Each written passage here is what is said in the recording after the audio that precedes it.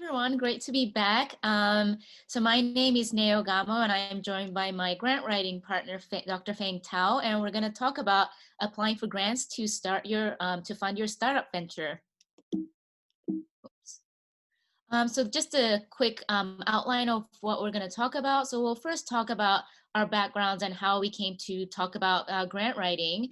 We'll talk about why the pros and cons of applying for grants, how you can search for grant opportunities, and how you can choose which ones you should apply for. Writing some tips on writing a grant proposal, a few things to keep in mind after you submit an application, and we'll go over three commonly used opportunities for early startups.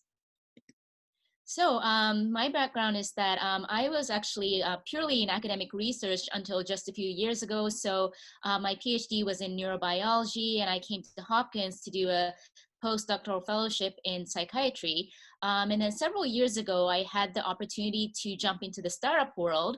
So that's what I did. I started two companies. One is called Neurosonics Medical.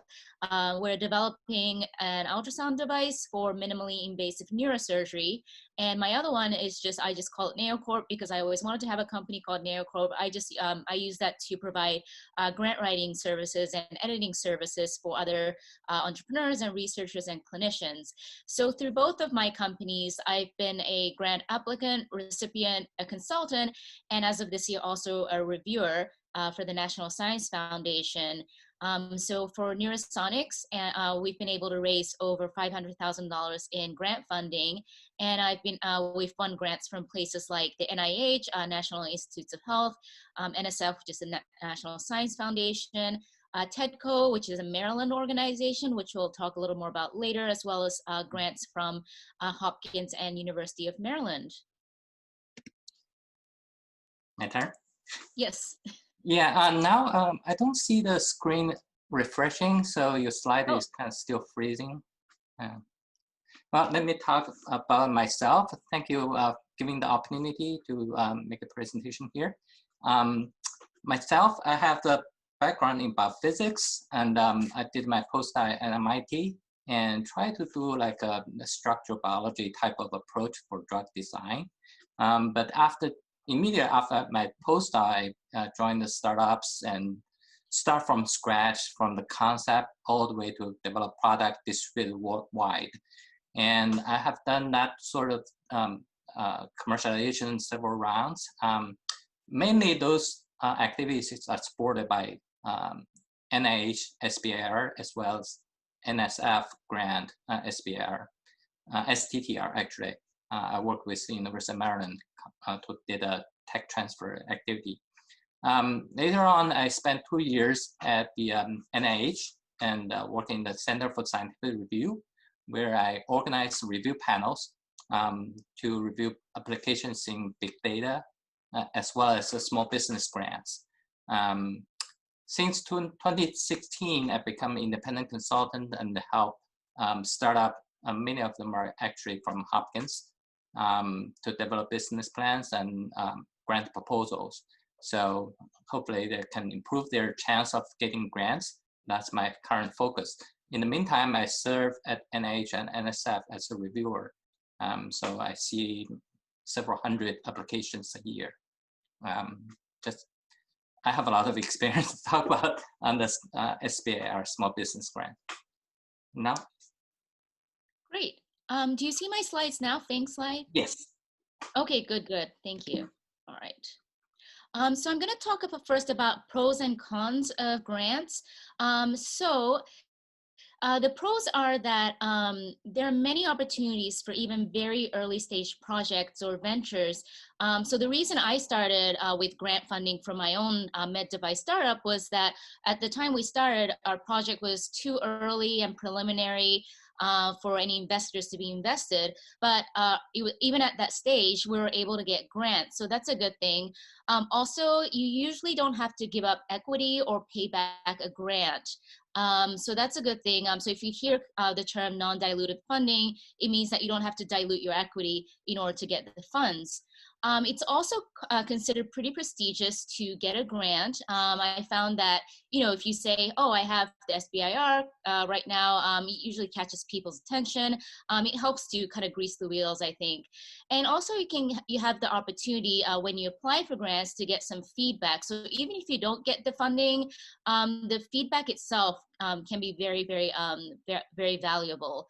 It's also often more flexible than contracts. So sometimes, you've started the project and it looks like it might go in a different direction, or you get unexpected results. I found that it's been relatively easy to change the scope of the project or the budget after it starts. Some cons are that it takes a lot of effort and time to apply for these grants. And it's also quite competitive. And so you should plan to not get most of the grants that you apply for. So that's a definite con. It just takes up a lot of time and energy. Sometimes you don't get feedback, which is not very helpful, especially if you spent a lot of time on it. So if you can get feedback, if you don't get feedback, I would definitely reach out and ask, try to get feedback. Also, another thing is that grants are not fast. It's quite slow. Even if you get it, you apply and you get it first time you try, it can still take at least 6 months for you to get the money in your bank account. And again, with grants, you may often hear it being called free money, but it's not completely free. There's often restrictions on what you're allowed to spend it on, what you're not allowed to spend it on. So those are some cons. And now maybe I can add one more point. Oh, yes, please. Yeah, grants are non-dilutive. That's very good. And actually, during the development of your grant, you have to do a lot of thinking. And also, you're going to consulting many experts. Grant application. So that's actually by itself is a learning experience. The more you get feedback during the preparation period, the stronger your proposal would be. Thank you. Yes. So once you've decided that you want to try to apply for a grant, so here are some of the tips I follow when I'm searching for grant opportunities. So there are several main sources of grant funding. The U.S. government is a big one. So they have agencies like the NIH, National Institutes of Health, National Science Foundation, the Department of Defense. USAID, if you have a project that affects developing countries or emerging economies, and the Small Business Administration. Nonprofit organizations also offer grants. So for example, the Bill and Melinda Gates Foundation, you may also be familiar with VentureWell. They offer smaller grants, and TEDCO is an organization in the state of Maryland that helps Maryland entrepreneurs and researchers. Some of the big companies these days have an innovation arm where they'll give out grant funding. For example, JLabs from Johnson & Johnson. And also just institutions like Johns Hopkins will have its own grants. So there's several, I think, like the Bisciotti or Cohen Translational Engineering Fund that should be available to all of you. So a few searching tips for searching. I actually just start with, usually start with a Google search. So some of them, I already know that are coming up. Like there's ones that are that have deadlines every year, like from the NIH. But if I'm searching for, say, a new topic that I'm working on, I usually just start with a Google search and see what comes up. There are also online databases like grants.gov. So grants.gov will list all the government-funded grant opportunities. But bit of a warning: grants.gov will spit out a lot of results, so it can be a little unwieldy if you're not sure what you're looking for. I find that networking is a really helpful source when I'm looking for any funding opportunity, because sometimes, if you're networking with people, you say this is what you're trying to do, you're looking for grants. People often recommend suitable opportunities and may suggest things that you actually didn't think of. It's also helpful to network with people at these funding organizations. So these people, well, there's usually someone or a couple of people who are in charge of a particular funding opportunity. For example, you'll have program directors at the NIH or the NSF, and these people are there to help you and can help guide your application. Some opportunities are also invite only. So it's a good idea to keep your eye out for those. A tip here is to look out for opportunities that may narrow down the competitive pool. So there are some opportunities that are targeted at, say, minorities or women or students or specific fields, and that can help to narrow down the competition. Yeah, one more point. Yeah. I think grant opportunities are not created equal.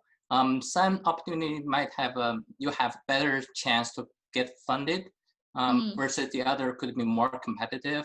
So by networking, you might get some expert opinions that would be helpful to guide you through some easy route rather than hitting a lot of blocks. Thanks. Yeah, so for example, I totally agree. For example, at the NIH, there are a lot of different institutes.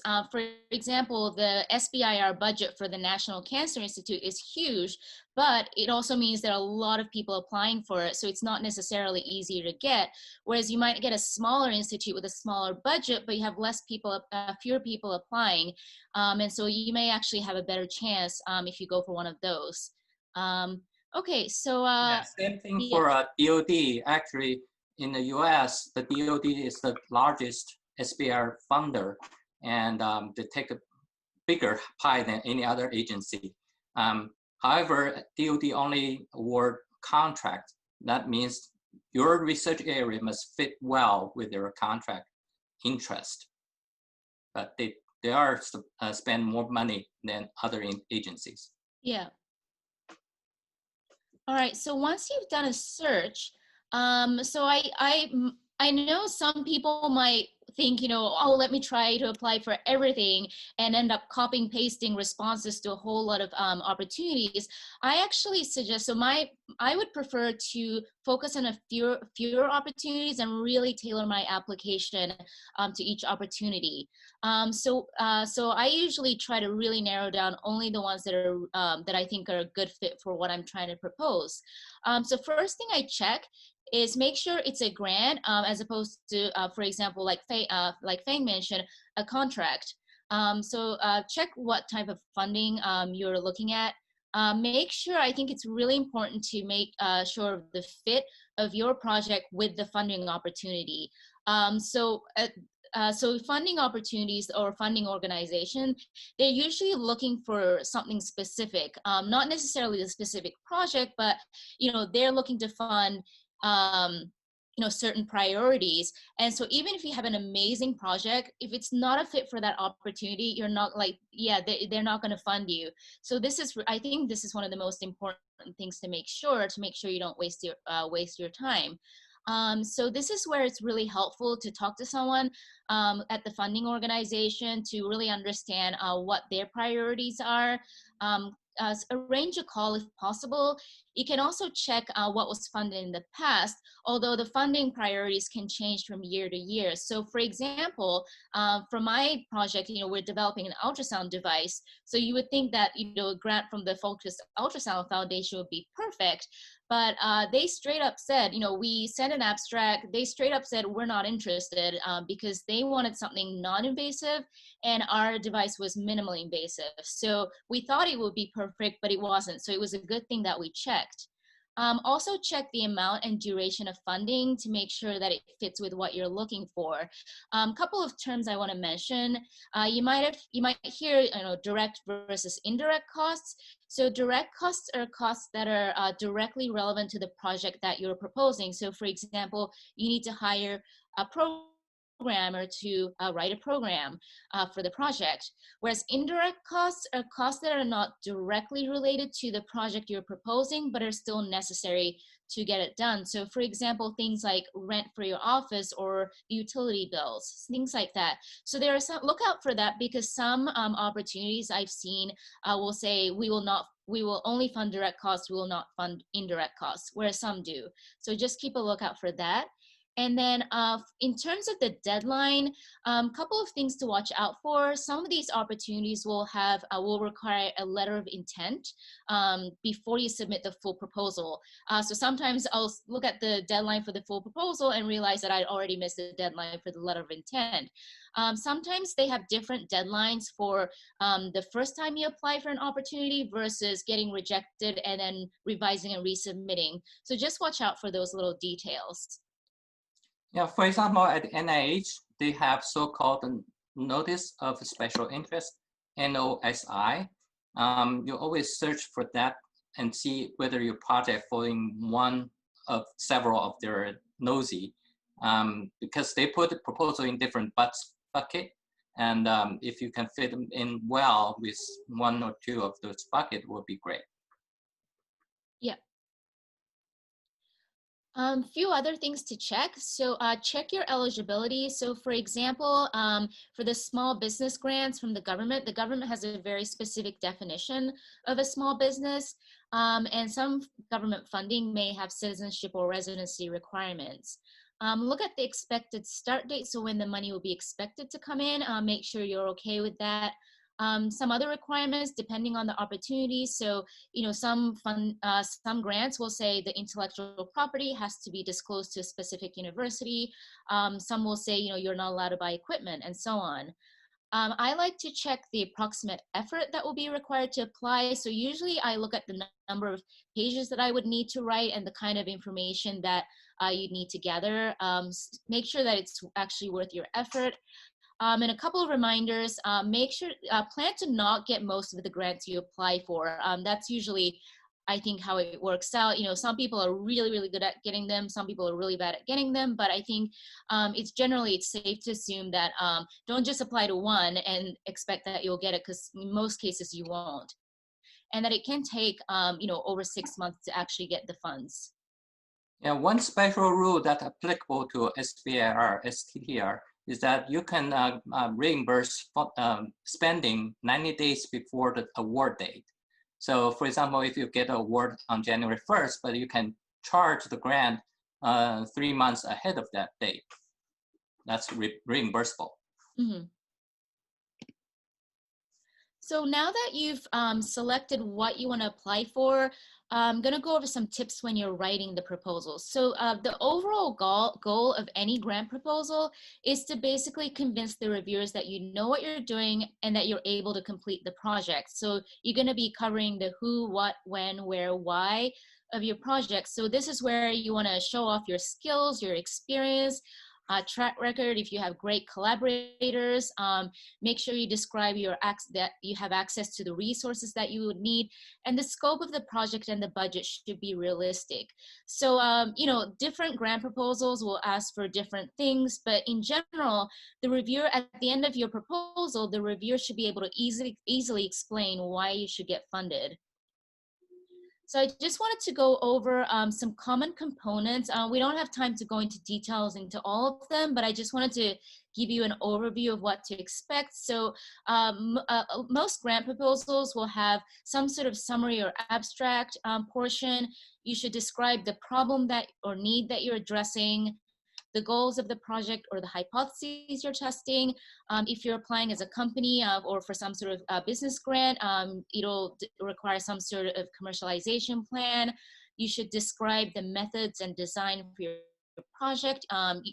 Usually it's a good idea to put in some sort of timeline. Expected results, how you would know whether you succeeded or not. This is where you want to be quantitative if possible. If you don't get the expected results, what are you going to do? What are you going to do about that? What are alternatives that you can pursue, and some future directions? You should also describe your team or your organization, how you're qualified to do the project, the budget. You'll need to justify your budget and some letters of support. And I just wanted to go into a little more detail about the commercialization plan. So if you have a startup, this is a pretty important section that's required in some grant proposals. So a commercialization plan would usually involve description of the market opportunity, the value proposition for the customers. They like it when you've done some customer discovery. I just wanted to point out the I-Core program. This stands for Innovation Core. The I-Core program, it's a customer discovery program run by the NSF and the NIH. There are also smaller versions, including at Hopkins. I just wanted to mention this here because this is really, really helpful. My team did this, and I think it made a huge difference to our SBI, our proposal. So very helpful. Get in touch with FastForward. They run a course.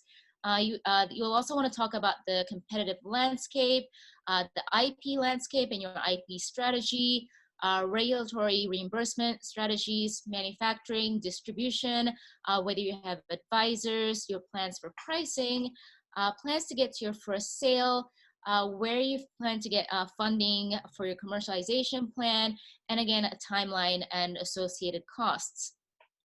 One more add about I-Core. Usually at NIH and NSF, they will provide that program during the phase 1 period. So you're not necessary to have to complete the I-Core study before you're submitting a proposal, but you can have an expectation to conduct that study during the phase 1 period.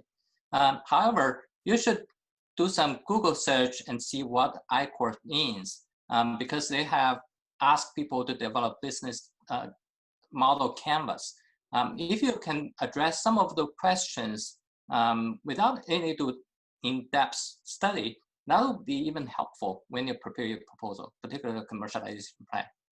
Yeah, definitely. Yeah, the I-Core program does go over, you work through the business model canvas, but there's also a lot of videos online you can watch about that and learn what it's about. So a few tips now. So start early. I can't stress this enough. It takes a lot longer than you think to gather all the information. And some of the information that you need depends on other people. And so you want to make sure you get an early start on those. So things like quotes from vendors, letters of support. If you need any kind of human subject or animal work approval, that can take time, and that's not completely under your control. So you want to make sure that you get a start on those. Also, if you're working with if you're applying for a grant through a university, for example, at Hopkins, the universities will have an internal deadline. So it's a deadline before the actual deadline, so that the university has a chance to get through all the administrative approvals. So you want to make sure that you don't miss that. So start early. And then follow the instructions exactly. I heard, someone was one of the grant reviewers was talking the other day saying, the biggest issue he finds is that people aren't following the instructions exactly. So you'll usually see a document called for application, or the RFA, that should list your instructions, or will point to other documents that list the instructions. So things like font, or number of pages, or margin size, even the length of the file name. If you don't follow that, if they ask for specific things, they're not kidding. And if you use the wrong font size, or if you have the wrong margin size, that alone can be enough of a reason to reject your proposal without review.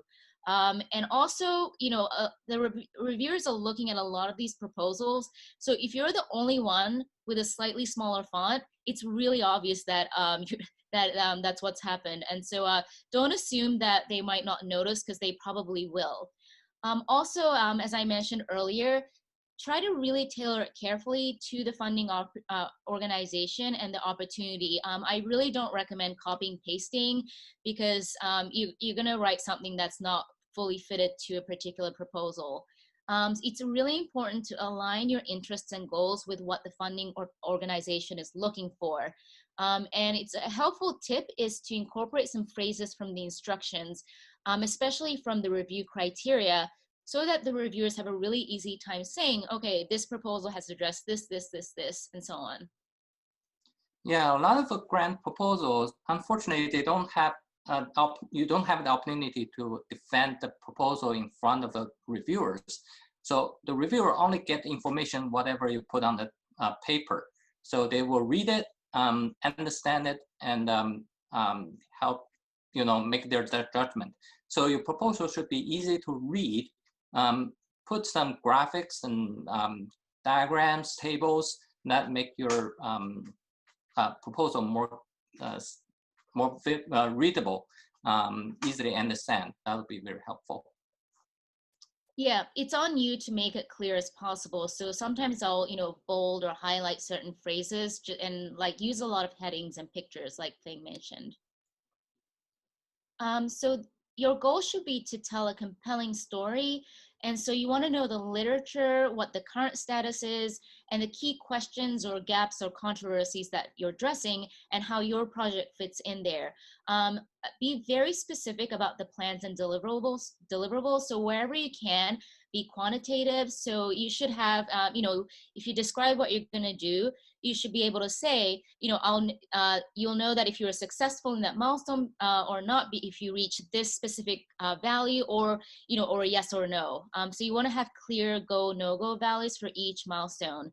And as Feng mentioned, use charts, graphs, tables, pictures, a lot of figures to make it as easy as possible for the reviewer to understand what you're saying.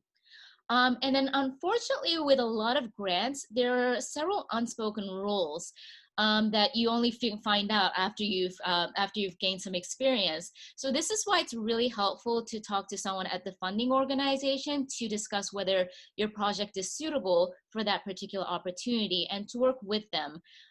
Also, it's really helpful if you can get your hands on a successful example of a proposal or be able to talk to someone who's gotten that particular grant before. You can often get really helpful tips.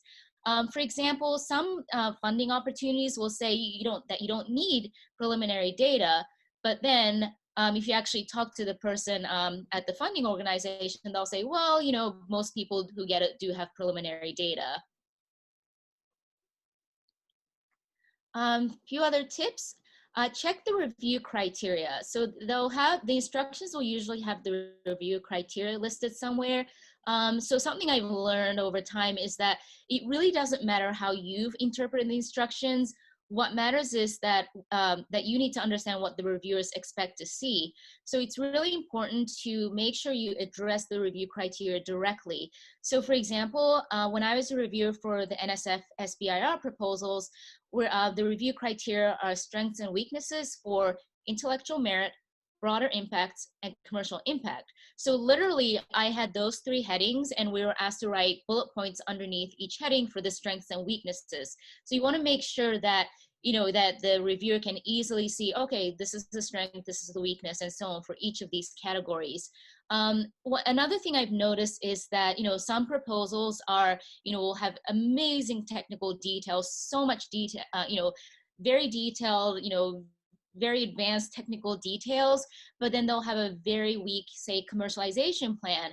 And, if it's really weak in one aspect, you're unlikely to get funded. So it's just important to remember that, you can't make, if you don't, I guess what I'm trying to say is, no amount of technical detail is going to make up for, major weaknesses in another section. So just be aware that your proposal is being compared to all the other proposals. So if you're unable to address something, or if you have weaknesses, it's better to just be upfront and address them and say how you're going to mitigate that, and just don't hope that they won't notice, because they probably will notice. All right, I'm going to hand it off to Feng at this point to talk a little more about the review criteria.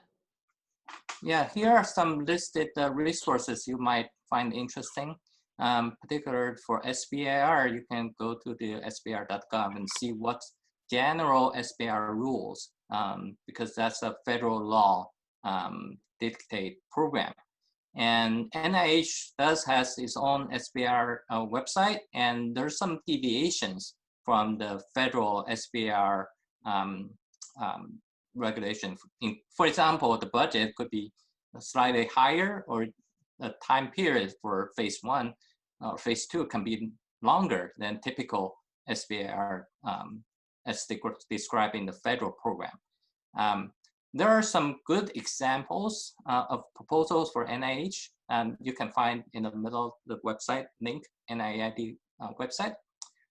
If you're first time writing, this is a good resource to see what are the components for each proposal for phase 1 or phase 2 proposals. and definitely there's a guides, and I highly recommend to look at the project reporter website. You can search by keyword and see whether there's a similar grant applications in the system they receive an award in previous years. So you might find other people may already apply for similar topics, and you don't want to duplicate what people already done that.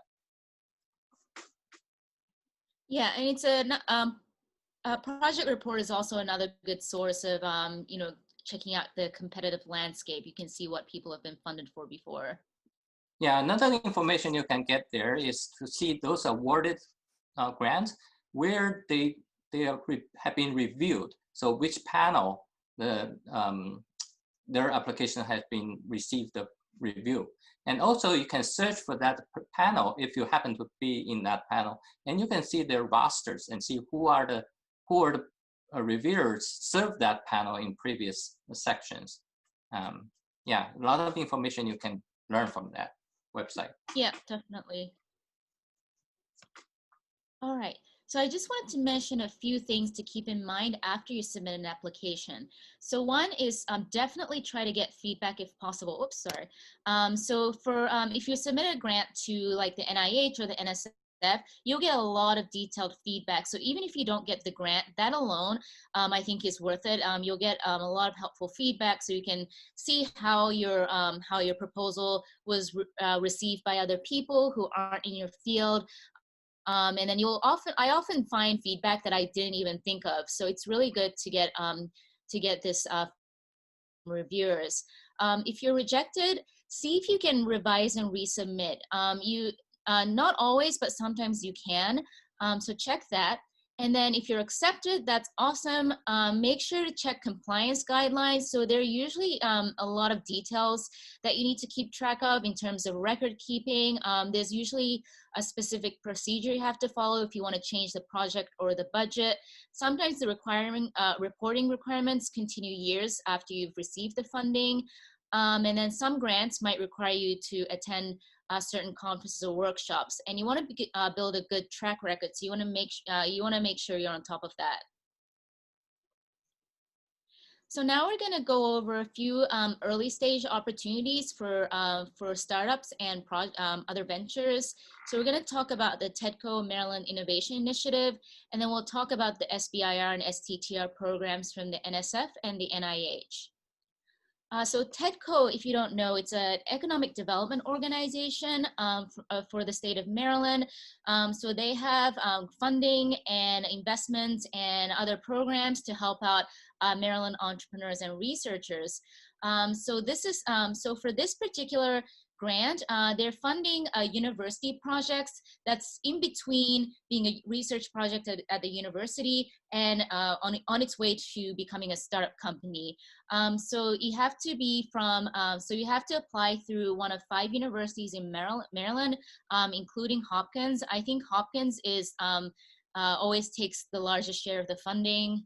And so this one comes in 2 phases. You would apply for phase 1, where the funding goes to the university, and you're trying to see if it's viable as a potential commercial product. And then once you complete phase 1, you have the opportunity to apply for phase 2, which is the company formation phase. So at that point, you would form a company, and then you can try to get funding for the company instead of the universities. A good thing about this opportunity is that there are deadlines every other month, which is really nice. It's quick turnaround. You'll get your results quickly, and if you miss a deadline, there'll be another one in a couple of months. So this one is $115K for phase 1, $150,000 for phase 2. If you join forces with another university, you can bump up the phase 1 to $165,000. So for this one, I just wanted to point out a few things that I think are important to know. So the PI, so the person leading the application, needs to be a faculty member from one of 5 universities, including Hopkins. And for this one, the technology has to be disclosed to the university with the appropriate IP protection. So it would need to be disclosed to Johns Hopkins Tech Ventures. And the way the application process works is that you're going to work with someone called a site miner. So there are site miners assigned to each of these universities, and that person is going to defend your application to the reviewer. So you really want to make sure you work with it to figure out who your site miner is and to work with that person. So this is where you want to start early and make sure you have enough time for them to read your proposal and to give you feedback. So this one is it's just 5 pages plus 1-page commercialization plan. So this is a lot, I think, pretty light load in terms of preparation. And now I want to go over the SBIR and STTR programs from the NSF and the NIH. These are not the only 2 government agencies that do this. You can get one through NASA or Department of Defense, and so on. But figured NSF and NIH were pretty relevant to the students here. So the SBIR and STTR programs are government grant programs for small businesses in the US. So the general goal is to help foster innovation and help create business and jobs in the US. So these grants also have phase 1 and phase 2. So phase 1 is around $250K. The budget changes from year to year, but usually around $225 or $250K. And the purpose is to see if to get the initial data to show whether your technology or your invention would be feasible as a commercial product. So you'll usually get some sort of proof of concept data. And then phase 2 will continue moving forward towards commercialization. So I wanted to illustrate that even they sound like the same program, but the NSF and NIH and the other agencies do things differently. So you need to watch out for slight differences in the application process. So for the NSF, right now they're trying this thing where you don't technically have deadlines, so you can submit it anytime you want, but they have review panels arranged throughout at certain times during the year. So depending on when you submit it, you might have to wait a while for it to be reviewed.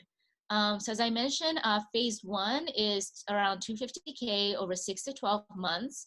Phase 2 is currently $1 million. For the NSF, the SBIR, you have to initially submit a 3-page project pitch to the program manager, and then you'll be invited, if it's suitable for the NSF, you'll be invited to submit a full proposal.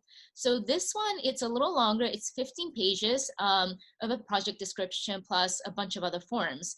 You have to be incorporated officially as a company to apply. And then the main difference between the SBIR and STTR is that with the STTR, you have to work with a partner research institution, for example, Johns Hopkins, whereas that's optional for the SBIR. And the way the budget's distributed between the company and the research institution is a little different between the SBIR and STTR, but otherwise they're reviewed in the same way by the same panel. So here, you want to identify who your program director is and make sure to work with that person. So try to schedule a call if you can.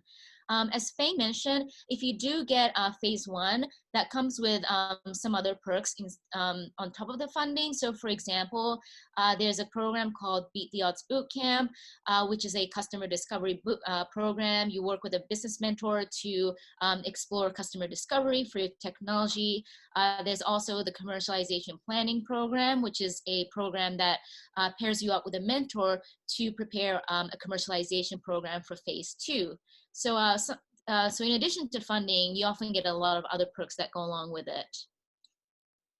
Yeah, I saw yes. successful NSF awardees.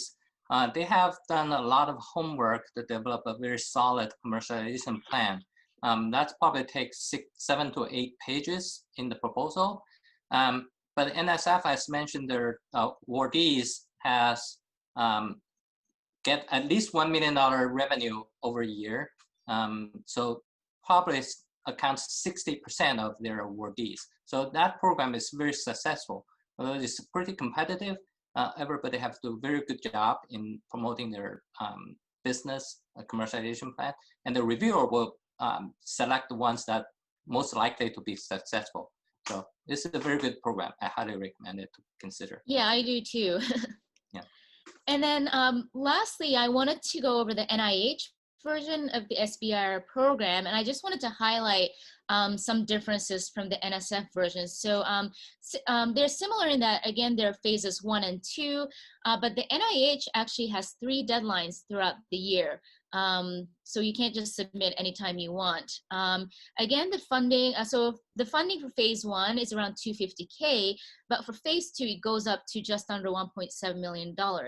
And for certain topics that they decide on every year, you can increase the budget. So that's another thing that you can talk to with the program manager. So for this one, there is no project pitch. You just submit the full proposal. So this is, so for this one, phase 1 is just 6 pages of a research plan. And then for phase 2, you have 12 pages for a research plan plus a 12-page commercialization plan. So if you're applying for phase 1 from the NIH, you don't have to have as much of a commercialization plan as you would for the NSF version of phase 1. But again, you need to be incorporated as a company. STTR means that you need a research institution partner, and again, work with the program officer at the NIH. And then you'll need to figure out which specific institute within the NIH that you might want to apply for. For example, National Institutes of Mental Health or National Cancer Institute, and so on. And again, as Feng mentioned, so if you get phase 1 from the NIH, you'll get to participate in the I-Corps program run by the NIH, and they also have a commercialization accelerated program. Yeah, NIH have different variety of opportunities. You can apply for phase 1 and as well as apply for so-called fast track and direct to phase 2, depending on where your technology development stage is. There's also so-called 2-year opportunity for phase 1 and double size of the budget. You have to check with the program officer and see whether that's applicable to you in your case. So there are a lot of a variety of opportunities there. Just make sure you talk to the program officer beforehand and see what they recommend.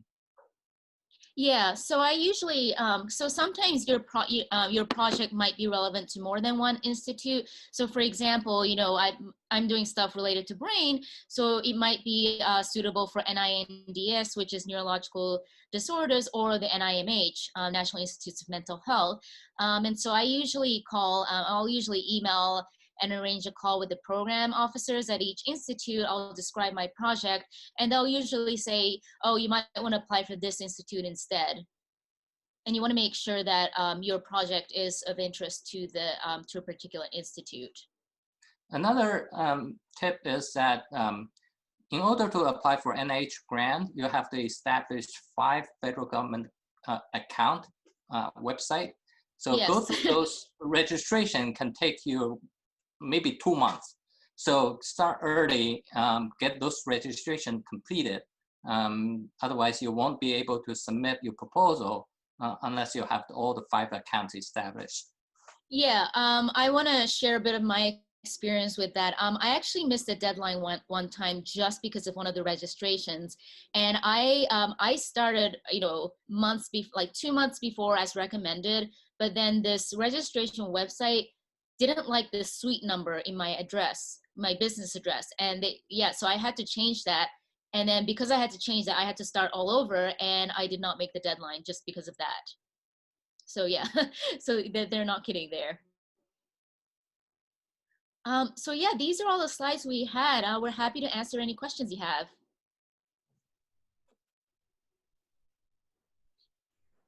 Don't be shy.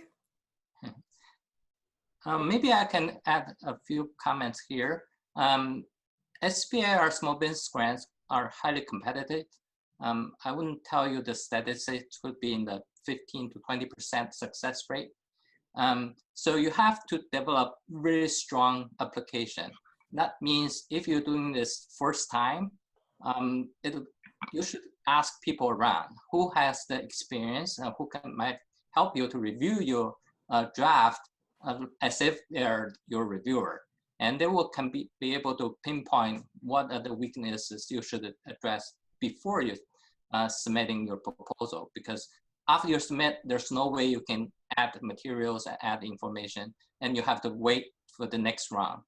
So do things correctly and develop a strong proposal, that's more important than you submit a proposal in a rush. Yeah. So this is something that Feng and I help our clients with because grants look a certain way, and reviewers expect to see certain things, and it's not always obvious just from the instructions. So yeah, if you can find someone who's applied for it before, or even better, if someone's received it before, try to get some help and get an extra pair of eyes on there.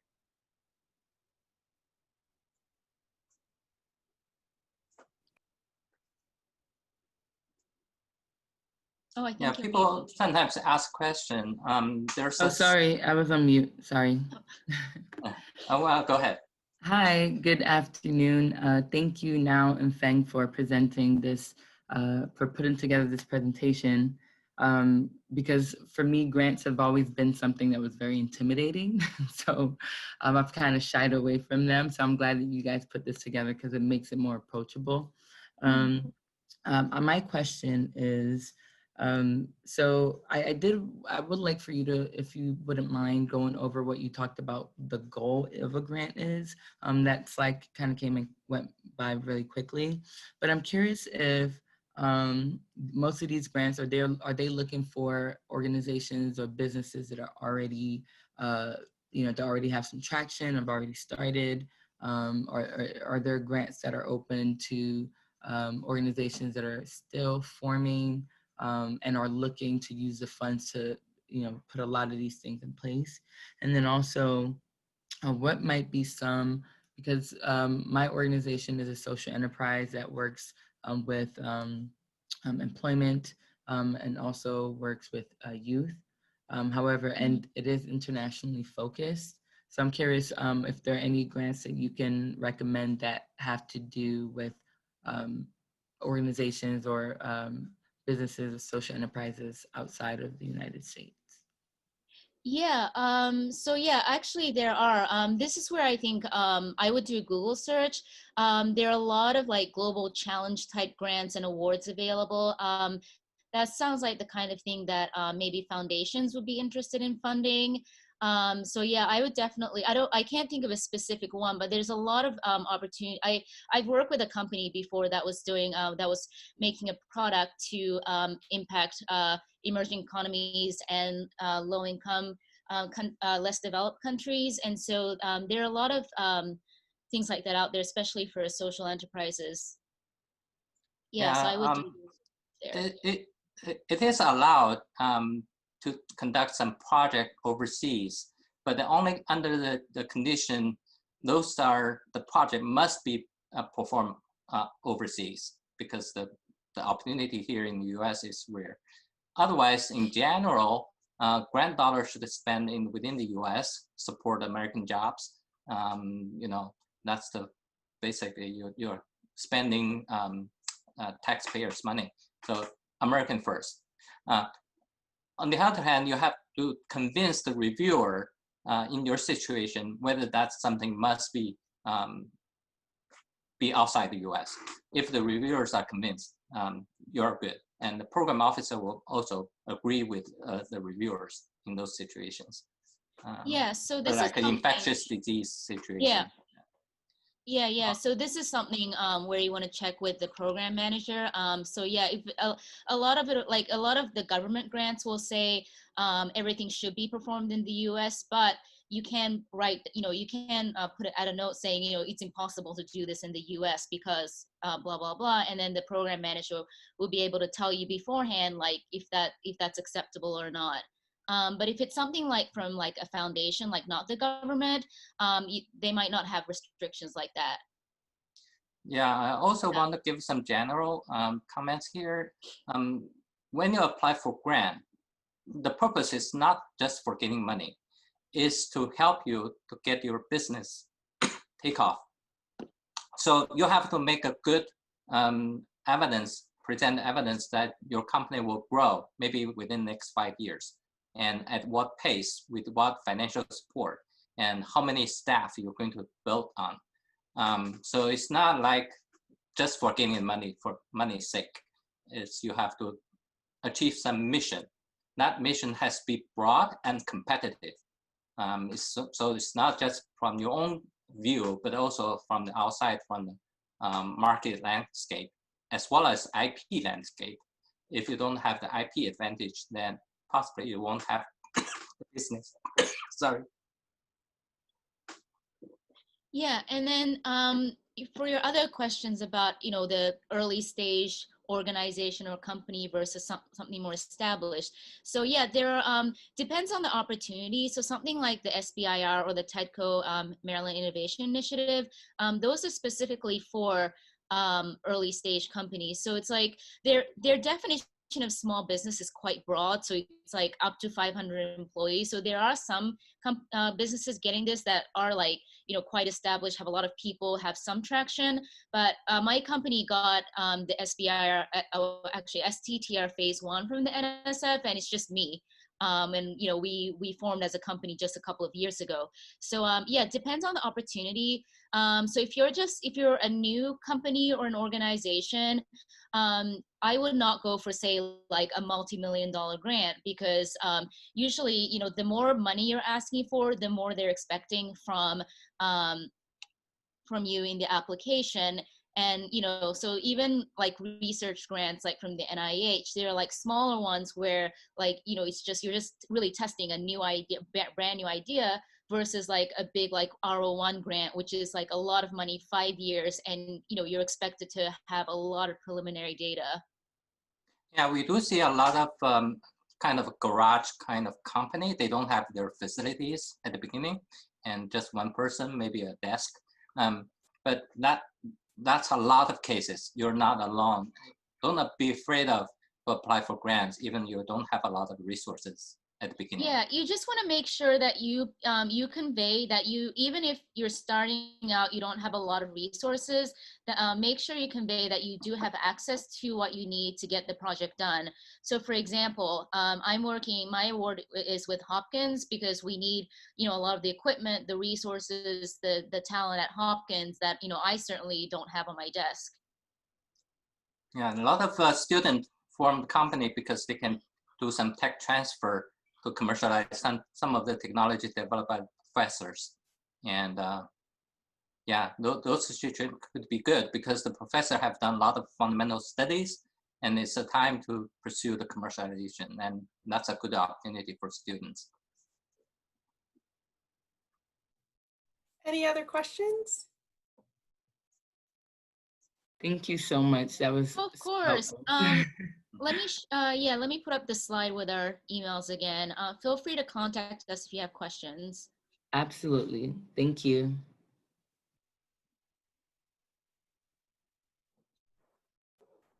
So I have actually like 3 sample questions. I kind of went through questions that were submitted beforehand, since we have 5 minutes left. One of the questions a student had submitted was, are there similarities or differences between industry writing and when you're writing a grant towards academia or that's paired with academia, and what should they look out for in those cases? I can answer that. Yeah, go ahead. Yeah, small business grant always is about product or services. Unlike the other academic grant, those are talk about fundamental science advancement in knowledge. But the small business grants are all about commercialize something and you can generate revenue. But all these are research grants.